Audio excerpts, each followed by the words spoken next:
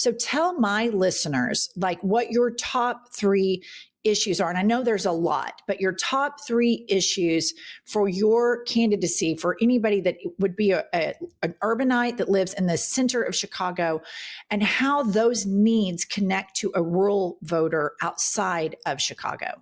Oh, fantastic question.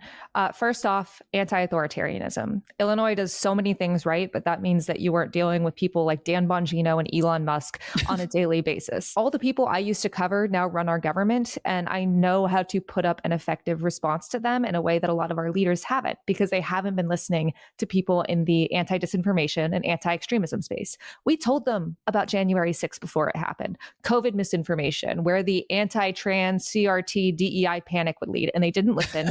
So I'm running. So that's my top issue. We need to delay and obstruct this president's agenda as much as we can. And we need our leaders to actually put their reputation and bodies on the line. If you have power, platform, privilege, you got to use it. Second, basic existence. Everyone deserves to afford housing, groceries, and healthcare with money left over to save and spend.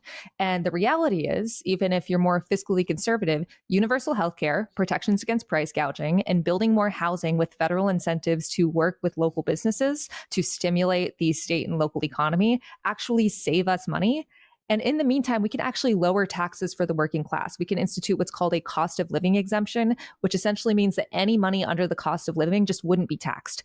And we can, if we're taxing wealth effectively for people making, say, $50, $100 million a year, that means paper profits, the money that Jeff Bezos makes sitting on his ass that's not taxed while your bartending shift is, we can get even more revenue for these efficient and effective systems. And lastly, we are the richest country in the world. And I think one of the most frustrating things is seeing how our government is able to teach us that we don't deserve good things.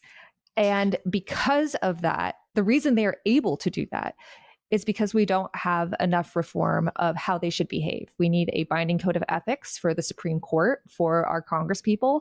We need some type of limit, whether that's an upper age limit or a term limit for congresspeople. That's essential. And we need to change how campaign finance is done.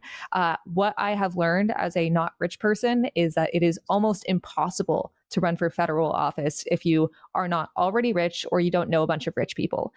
We need to not just overturn Citizens United, but make sure that there are maximums that we can spend in elections, and also ensure that corporations and Republican-funded PACs like AIPAC aren't allowed to buy our elections. This should be by the people and for the people, and you shouldn't have to go into bankruptcy just because you want to make a positive change in the world.